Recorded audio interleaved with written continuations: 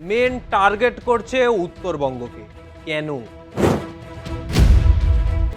কিসের জন্য তৃণমূল এখনো পর্যন্ত টার্গেট করছে উত্তরবঙ্গকে? উত্তরবঙ্গে বিজেপির গড় বলা যায়, সেই জায়গায় একাধিক ভাঙন।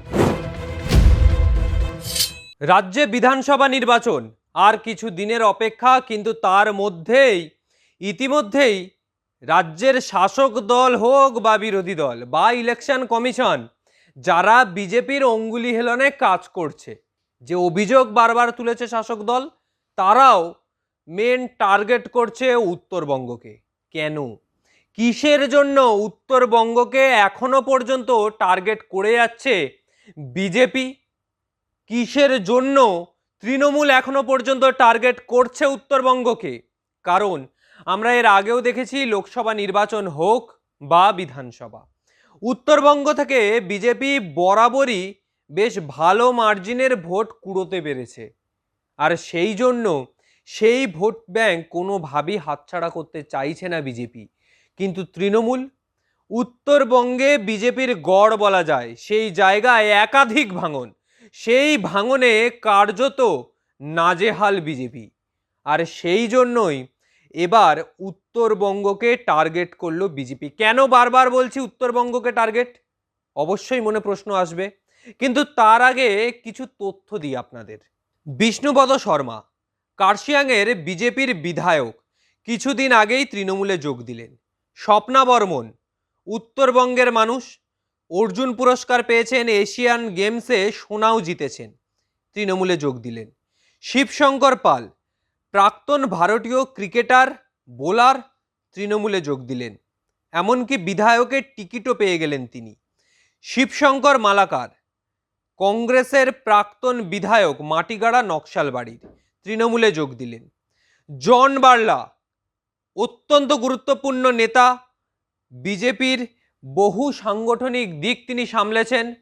বহু জায়গায় বিজেপির যে সংগঠন, সেই সংগঠন আজকে বহু লোক বলছেন যে জন বার্লার জন্যই।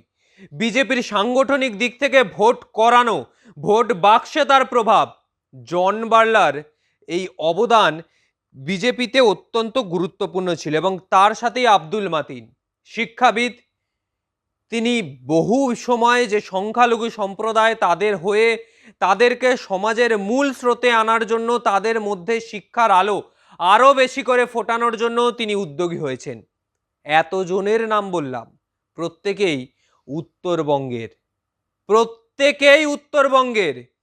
তারা আজকে বিজেপি হোক, কংগ্রেস হোক বা খেলোয়াড় হোক বা অন্য কেউ, তারা আজ তৃণমূলের ছাতার তলায় এসেছেন। তারা আজকে তৃণমূলে এসে উত্তরবঙ্গে তৃণমূলের হয়ে এই নির্বাচনী আবহে প্রচার করে যাচ্ছেন। উত্তরবঙ্গের স্টার ক্যাম্পেনার হয়েছেন তারা। যারা টিকিট পেয়েছেন তারা তো প্রচার করছেন, যারা পাননি তারাও কিন্তু তৃণমূলের হয়ে কাজ করে যাচ্ছেন। কেন? উত্তরবঙ্গকে পাখির চোখ করে ফেলেছেন মমতা বন্দ্যোপাধ্যায়। এতদিন উত্তরবঙ্গের ভোট ব্যাংক হাতছাড়া হয়েছে, কিন্তু আর হাতছাড়া করতে চাইছেন না তিনি। আর উত্তরবঙ্গকে কোনোভাবেই হাতের বাইরে যাতে না চলে যায়, সেই জন্যই কোনোভাবেই হাতছাড়া করছেন না। উত্তরবঙ্গের কিছুক্ষণ আগেই বললাম, কার্শিয়াংয়ের বিধায়ক বিষ্ণুপ্রসাদ শর্মা, তিনি বিজেপির বিধায়ক ছিলেন, কিন্তু সেই সিটি তৃণমূল ছেড়ে দিয়েছেন জিটি এর জন্য। এই তিনটে সিটের মধ্যেই কিন্তু এই কার্শিয়াং সেই বিধানসভা রয়েছে, কার্শিয়াং, কালিম্পং ও দার্জিলিং। সেই জায়গার যিনি বিজেপির বিধায়ক ছিলেন, তিনি কিন্তু আজকে তৃণমূলের ছাতার তলায় এসেছেন। উত্তরবঙ্গকে ব্যাপকভাবে টার্গেট করেছে তৃণমূল, সে কথা কিন্তু বোঝাই যাচ্ছে। উত্তরবঙ্গের কালিম্পং ও দক্ষিণ দিনাজপুর বাদ দিয়ে উত্তরবঙ্গেরই 6টি জেলার ডিএম, ডিস্ট্রিক্ট ম্যাজিস্ট্রেট, জেলা শাসক বদল করে দিল ইলেকশন কমিশন। শুধু কি তাই? শুধু কি উত্তরবঙ্গ? একেবারেই না। উত্তর 24 পরগনা, দক্ষিণ 24 পরগনা, কলকাতা উত্তর, কলকাতা দক্ষিণ, একাধিক জায়গায় জেলা শাসক বদল করে দেওয়া হলো। কেন? মোট 13টি জেলা, তার মধ্যে 6টাই উত্তরবঙ্গ। এই জায়গায় কিন্তু একেবারে অঙ্কটা পরিষ্কার যে বিজেপির কাছেও এই মুহূর্তে চিন্তার এই উত্তরবঙ্গ। এই উত্তরবঙ্গ নিয়ে এখন চিন্তায় পড়ে গেছে বিজেপি। হাতছাড়া হয়ে গেল। মমতা বন্দ্যোপাধ্যায়ের জোড়া ফুল এবার উত্তরবঙ্গের মাটিতে ফুটবে। এতগুলো বিধায়ক, এতজন সাংগঠনিক নেতা, জন বার্লা কেন্দ্রীয় মন্ত্রিত্বে ছিলেন, তিনি সাংসদ হয়েছিলেন বিজেপির টিকিটে, তিনিও আজ তৃণমূলে। তার বাড়িতে গিয়েছিলেন বহু লোকজন, বোঝানোর বহু চেষ্টা করেছিলেন, কিন্তু কিছু হলো না। তৃণমূলে তিনি আসলেন। সাংগঠনিক দিক থেকে উত্তরবঙ্গের মাটি বরাবরই কিন্তু কেন্দ্রে যারা শাসক শিবির রয়েছে তাদের পাশে থাকার চেষ্টা করেছে উত্তরবঙ্গের মানুষ। এবারও কি সেই দিকে যাবে, নাকি রাজ্যের শাসক দল তৃণমূল সরকার তাদের পাশে থাকবেন উত্তরবঙ্গের মানুষ?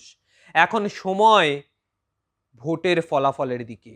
কিভাবে ভোট হয়, কোন প্রার্থী মানুষের দরজায় আরো বেশিভাবে পৌঁছে যায়, কি কি প্রতিশ্রুতি থাকে এই সময়, সমস্ত কিছুই প্রতি মুহূর্তে তুলে ধরবো আপনাদের সামনে। তবে যে টার্গেট উত্তরবঙ্গ সেটা কিন্তু একেবারে স্পষ্ট। তাই আজকের মতো বিদায় নিলাম। ভিডিওটা ভালো লাগলে অবশ্যই লাইক কমেন্ট করবেন, চ্যানেলটি সাবস্ক্রাইব করবেন, আপনার মন্তব্য জানাবেন। আগামী সময় আরো অন্যান্য ভিডিও নিয়ে আসবো। আজকের মতো বিদায় নিলাম, নমস্কার।